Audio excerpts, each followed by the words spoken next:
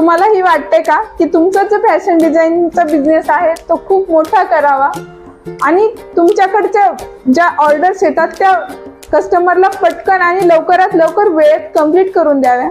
तर येस, मी तुमच्यासाठी आज जो व्हिडिओ बनवलाय तो खूप इम्पॉर्टंट व्हिडिओ आहे.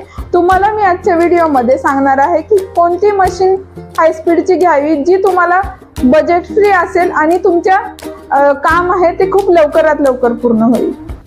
हॅलो एव्हरीवन, मी Kishori, new fashion designing institute या आपल्या यूट्यूब चॅनेलमध्ये तुमचे मनापासून स्वागत आहे.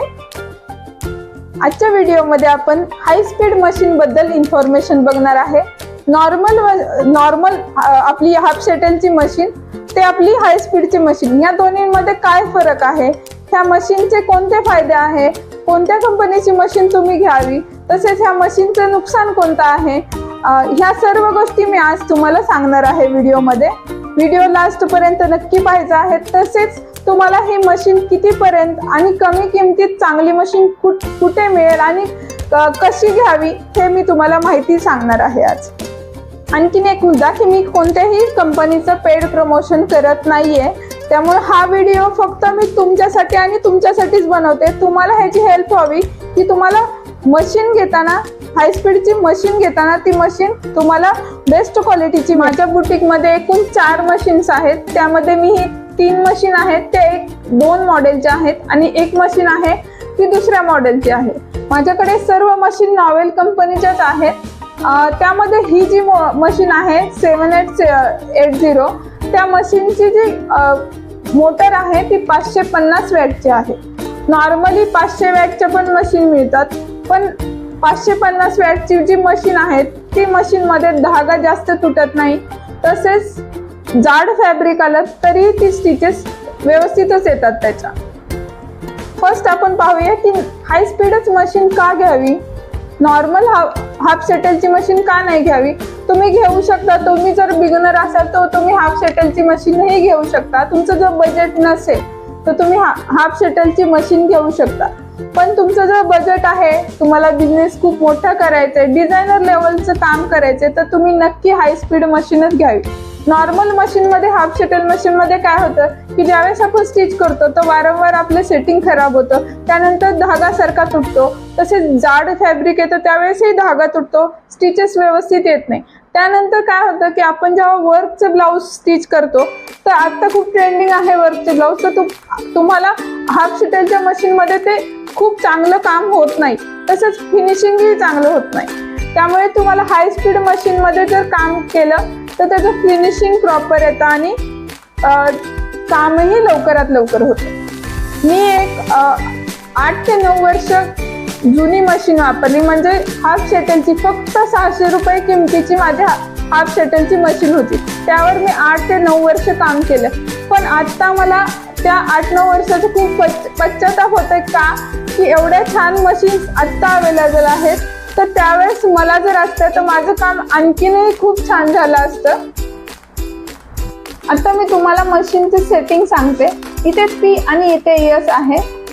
आता मी सेटिंग कंप्लीट करून घेतलेलं आहे, तर आपण परत तुम्हाला सेटिंग कसं करायचं ते दाखवते. फर्स्ट S प्रेस करायचा, नंतर P, त्यानंतर P01 आलं. हे चेंज होत राहतं, तर आपल्याला फक्त 1 वरच क्लिक करायचंय, बाकी इथे सेटिंग बदलायचं नाही. त्यानंतर परत S वर प्रेस करायचं. लक्षात घ्या, परत S वर प्रेस केलं. आता हे आपलं 3000 वर स्पीड आहे. ज्यावेळेस जर तुम्ही बिगिनर असाल, मशीन खूप नवीन आत्ताच बाय केली, तुम्हाला स्पीड अजिबात कंट्रोल करता येत नाहीये, तर त्यावेळेस तुम्ही स्पीड कमीवरच यूज करायचं. नॉर्मल तुम्ही 100 ते 150 स्पीडवर यूज केला तरी चालेल. हे पहा, आपण इथे कमी करू शकतो. हे बटन प्रेस केलं की आपल्याला स्पीड वाढेल. आता हे 100 वर स्पीड घेतलं मी. इथून तुम्ही परत हे बटन प्रेस केलं की आपल्याला हे स्पीड वाढतं. हे स्पीड 3600 पर्यंत आहे. तर तुम्ही बिगिनर असाल तर कमी स्पीडवर काम करा. नवीन मशीन तुम्ही फर्स्ट टाइम बसताय तर कमी स्पीडवरच मशीनवर काम करा. त्यानंतर हे आता प्रेस करून झालं की आपल्याला S दाबायचा. हे मशीनचं सेटिंग लॉक झालं आपलं. त्यानंतर आपण मशीनचे जे आपण स्टिच करतो त्याचे टाके कसे आपल्याला चेंज करायचे एक लक्षात घ्या. ज्यावेळेस तुम्ही हे 1 2 3 4 हे स्पीडचं किंवा टाक्याचं सेटिंग करते त्यावेळेस तुम्हाला हा जो बार आहे जिथून आपण पुढे मागे लॉक करतो टिप, तर ते करताना आपल्याला हे प्रेस करायचं, त्यानंतरच हे सेटिंग करायचं किंवा राऊंड फिरवायचं. हे प्रेस करायच्या आधी करायचं नाही. आता जे आपण स्पीडचं सेटिंग बघितलं, बऱ्याचदा काय होतं की इथे काही धागा अडकला, इथे काही प्रॉब्लेम झाला, आपली सुई जर तुटली तर तिथे एरर येतं, म्हणजे ईचा साईन येतो.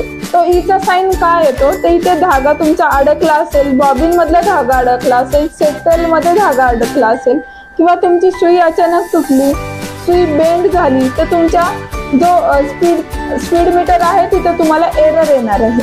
तर त्यावेळेस काय करायचं, आपल्याला मशीन बंद करून घ्यायची, धागा काढायचा आपला जो तिथं अडकला तिथे धागा काढून घ्यायचा. जर हे सेटिंग तुम्हाला जमत नसेल तर तुम्ही मेकॅनिकलला बोलवलं तरी चालेल, पण एक सोपी ट्रिक सांगते की तुम्ही ते मशीन बंद करायची, त्यानंतर धागा इथल्या सेटल मधला काढून घ्यायचा, त्यानंतर मशीनचं जे चाक आहे ते थोडं फिरवायचं.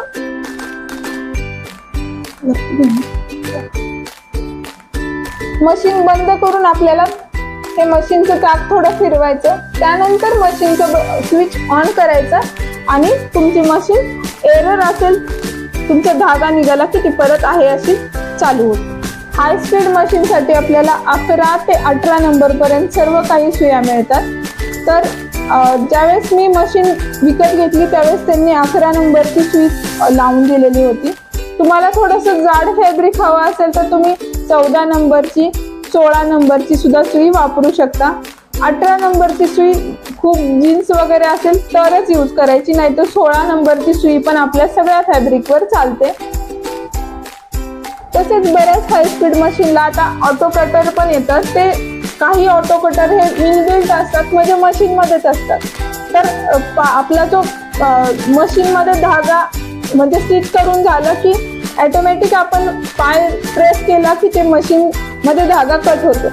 पण मी तशी मशीन घेतलेली नाहीये, मी नॉर्मल आपली फक्त स्टिचिंगसाठी विदाउट ऑटो कटर मशीन घेतलेली आहे. आता ह्यामध्ये आणखीन एक सेटिंग आलं आहे, ते सेटिंग दिले. इथे आपल्याला धागा म्हणजे स्टिच कंप्लीट करून झालं की आपल्याला इथे नुसतं असं पकडलं की हा धागा कट होतो. हे पण छान त्यांनी हे टूल दिलं आहे, त्यामुळे धागा इझिली सिझर न घेता कट होतो. आता ह्यातला मेन आपल्या मशीनच्या सेटिंग मधला मेन आणि महत्वाचा इम्पॉर्टंट पार्ट की ऑइल किती घालावं. तुम्हाला मेकॅनिकलने सांगितलं असेल की ऑइल किती असावं. हायच्या वरती ऑइल नसावं, लो किंवा हाय पर्यंत असेल तर चालेल, पण त्याच्या वरती ऑइल नसावं. ऑइल किती दिवसांनी चेंज करायचं, तर ऑइल येलो झालं, खूप घट्ट झालं की आपल्याला पूर्ण काढायचं आहे आणि नंतर नवीन ऑइल भरायचं आहे.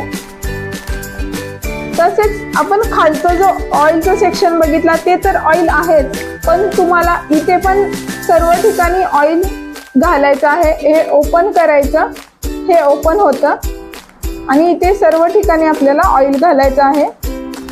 इथे बघा, इथे सर्व ठिकाणी ऑइल घालायचं आहे. ऑइल घालून झालं की आपल्याला पुन्हा लावून घ्यायचंय.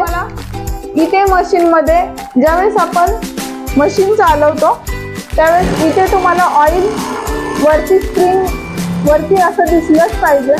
हे जर दिसत नसेल, तुमची मशीन जुनी आहे, हे जर दिसत नाहीये मशीन मध्ये ऑइल आलेलं बाहेर, तर तुमची मशीन जर तुम्ही बघितलं नाही लवकर तर तुमची मशीन खराब होऊ शकते. त्यामुळे हे पण चेक करत राहायचे आपल्याला की मशीन मधून ऑइल दिसतंय का. आपल्याला तर माहितीये प्रत्येक गोष्टीची कितीही चांगली असेल तर जसे फायदा असतात तसे ह्याचे नुकसानही असते. तसेच ह्या मशीनचे खूप सारे काही नुकसान नाहीये, तोटे नाहीयेत. ह्या मशीनचं फक्त एकच तोटा आहे की तुम्हाला जर लाईट गेली तर तुम्हाला ही मशीन यूज करता येत नाही. बाकी ह्याचे कोणतेही तोटे नाहीयेत. बाकी तुम्ही जर खूप छान यूज केलं, खूप व्यवस्थित सेटिंग केलं, प्रॉपर मशीन हाताळली तर ह्याचा कोणताही धोका तुम्हाला नाहीये. काम तुमचं खूप फास्टच होतं. मार्केटमध्ये तर खूप मशीन्स अवेलेबल आहेत, तर मी नॉवेलचीच मशीन का घेतली तर महत्त्वाचा मुद्दा असा की मी ज्यावेळेस माझ्याकडे खूप मशीन आहेत, 3 मशीन आहेत, त्यामध्ये 3 मशीन्स मधल्या माझी 7 वर्ष एक जुनी मशीन आहे, ही सेम कंपनीची सेम मशीन, नंबरही सेम आहे हा 8780. तर ही मशीन माझी जी मशीन आहे ती मी 7 वर्ष झाले कोणतेही त्याला खर्च केला नाही रिपेअरसाठी. आणि ती मशीनचं स्पीड आणि क्वालिटी परत स्टिचिंग क्वालिटी जशी मी नवीन आणलेली त्यावेळेस होती तशी सेम आहे. त्यामुळे मला ही मशीन मी तीच आणि त्याच मॉडेलची मशीन घेतली. बरेचसे ह्यामध्येही मॉडेल आहेत, बरेचसे ह्यामध्येही नंबर आहेत, तशा आणखीनही खूप छान छान मशीन्स आहेत. पण ह्याच मशीनचा जो सेम मॉडेल आहे, सेम मोटरची मशीन आपल्याला खूप महागई दुसऱ्या कंपनीची तीच सेम मशीन आपल्याला जास्त किमतीने विकत घ्यावी लागते. त्यामुळे मला आता मॉडेल नंबर माहिती आहे, क्वालिटी माहिती आहे, तसेच मी यूजही बऱ्याचदा केलेला आहे, बरेच वर्ष करते. त्यामुळे मला ही मशीन घ्यावीशी वाटते. खूप बेस्ट आहे आणि छानही आहे. येस, आतापर्यंत सर्व व्हिडिओ पाहिलाच आहे, पण तुम्ही खूप आतुरतेने व्हिडिओ पाहताय की मी तुम्हाला या मशीनची प्राइस पण सांगणार आहे, कोणत्या मशीनची किती प्राइस आहे आणि कितीपर्यंत भेटेल. आणि तुम्हाला बजेटची मशीन घ्यायची असेल तर तुम्ही कोणती घ्याल. तर येस, ही मशीन मला 24 ते 25 हजारापर्यंत बसलेली आहे. एक्झॅक्ट प्राइस मी सांगत नाही, प्रत्येक ठिकाणी प्रत्येक मशीनची किंमत वेगळी असते, एरिया वाईज मशीनची किंमत बदलते, ट्रान्सपोर्ट खर्च बदलतो. मी पुण्यात आहे त्यामुळे मला थोडी स्वस्त मिळते, बाहेरच्या ठिकाणी थोडी महागही मिळू शकते. फक्त आपल्याला मॉडेल नंबर बघायचा आहे, मशीनची किंमत थोडी इकडे तिकडे होऊ शकते. तसेच ह्या मशीनमध्ये हाय स्पीड मशीनमध्ये तुम्हाला 21 ते 22 हजारापासूनही मशीन मिळतात. तर मी 1-2 हजाराचा विचार न करता मोटर चांगली आहे म्हणून ही मशीन विकत घेतलेली आहे. तसेच आपल्याला 30-35 हजाराच्या सेम मॉडेलच्या सेम मोटर असणाऱ्याही मशीन मिळतात. पण मी विचार करेन की जर सेम मशीन आपल्याला 25 हजारापर्यंत मिळत असेल तर मी 30 हजार का घालवावे, बरोबर ना. तर नाही, तर मी ही मशीन त्यासाठी निवडली. तसेच बऱ्याच मशीनमध्ये आजकाल स्टिचिंग बरोबरच बाकीचेही फीचर्स येतात, पण मला ह्या मल्टीटास्किंग मशीन नाही आवडत. का नाही आवडत, तर आपल्याला ज्यावेळेस आपण एक काम करतो त्यावेळेस एका कामाचं सेटिंग आपण त्या मशीनला करून ठेवलेलं असतं. ज्यावेळेस आपण त्यामध्ये दुसरे फीचर्स येतात त्याचं सेटिंग करतो, त्यावेळेस आपल्याला जे पहिलं काम आहे, आपल्याला जे गरजेचं आहे त्या कामाचं सेटिंग बदलून जातं आणि आपल्याला प्रॉब्लेम होतो सेटिंगचा. सेटिंग आपल्याला मेकॅनिक शिवाय जास्त करून करता येत नाही. कितीही तुम्ही यूज करा मशीन, पण प्रॉपर सेटिंग मेकॅनिकच करू शकतो. त्यावेळेस मग प्रॉब्लेम होतात, स्टिचेस व्यवस्थित येत नाही, धागा सारखा तुटतो, काम व्यवस्थित येत नाही. तर त्यासाठी मी तर सजेस्ट करते, जर तुम्हाला फक्त स्टिचिंग करायचे, कस्टमरचं काम वेळेत लवकरात लवकर विथ फिनिशिंगने द्यायचं आहे कम्प्लीट करून, तर तुम्ही मशीनमध्ये फक्त स्टिचिंग असलेली मशीनच निवडा. आजची इन्फॉर्मेशन तुम्हाला कशी वाटली, आजचा व्हिडिओ तुम्हाला आवडला की नाही मला कमेंट करून नक्की सांगा. अशाच नवनवीन आणि इंटरेस्टिंग व्हिडिओसाठी आमच्या चॅनलला सबस्क्राईब करा. तसेच बेल आयकन दाबायला विसरायचं नाही. तसेच आमच्या न्यू फॅशन डिझायनिंग इन्स्टिट्यूट या इंस्टाग्रामला नक्की फॉलो करा.